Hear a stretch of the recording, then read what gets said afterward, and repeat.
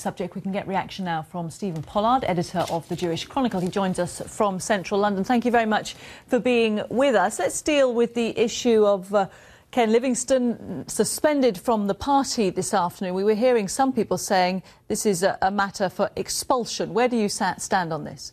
That's up to the Labour Party. I'm not here to decide how the Labour Party should behave.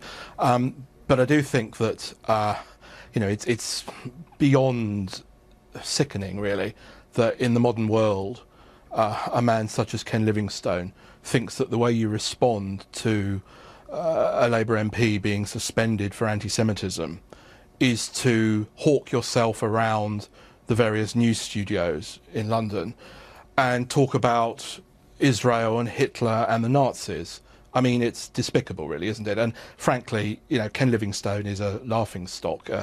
He's past it, basically. I think something very seriously has gone wrong with Mr. Livingstone. I mean, even the director of the Momentum organisation, Jeremy Corbyn's backers, called for him to be quiet. And I think that, frankly, if this is the last we hear from Ken Livingstone, it will be welcome. You mentioned that he'd been giving a lot of interviews this morning. The point he seemed to want to put across was the idea that, in his opinion, criticism of the Israeli government is being mistaken for anti-Semitism, and he is concerned about that. Well, I mean, this is the lie that people like Mr. Livingstone constantly spout. The idea that people are trying to shut criticism of Israel down by accusing Israel's critics of being anti-Semitic. I'm a critic of the Israeli government. I regularly say my disagreements with Benjamin Netanyahu. I want Israel to pull out of the West Bank. I criticise Israel frequently.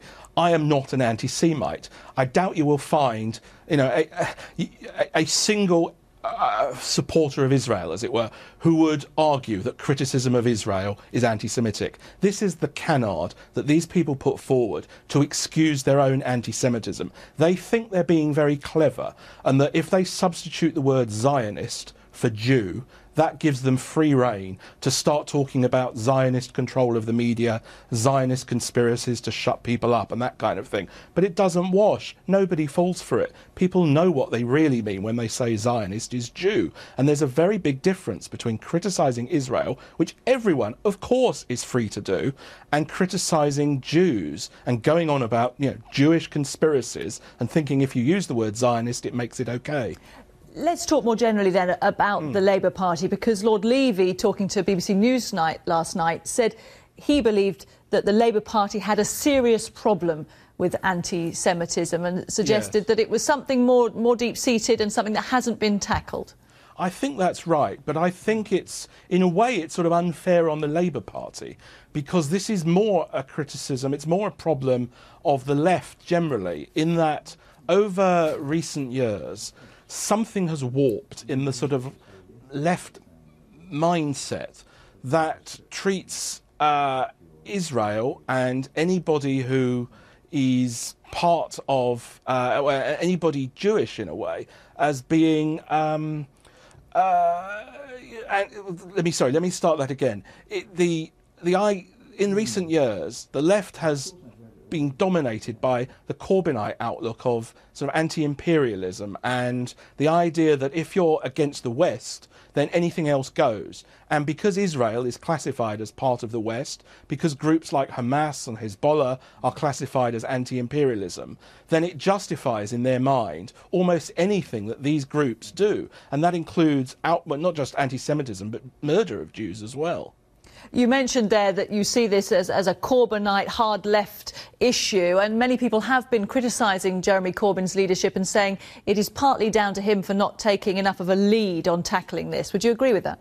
I think there's a deep-seated problem. That Jeremy Corbyn spent most of his career in politics until he became leader as part of this very milieu, the milieu that regards Israel as being the cause of all the world's problems, that regards Jews because they are part of, they associate Jews with Israel, and then sort of link it all up together. And I think Jeremy Corbyn needs to show that when he says he's opposed to all forms of racism, and that includes anti-Semitism, it's not just platitudes, that it actually means something. And that means not just, as I say, not just uttering the words, but, education, speeches, actually going out and explaining why some of the attitudes that he himself has had in the past are wrong. So, you know, explaining why it is that he now realises, perhaps, let's take him at his word, that when he describes Hamas and Hezbollah as friends, that there is actually a deep-seated problem with that. At the moment, there's no evidence whatsoever that he gets that.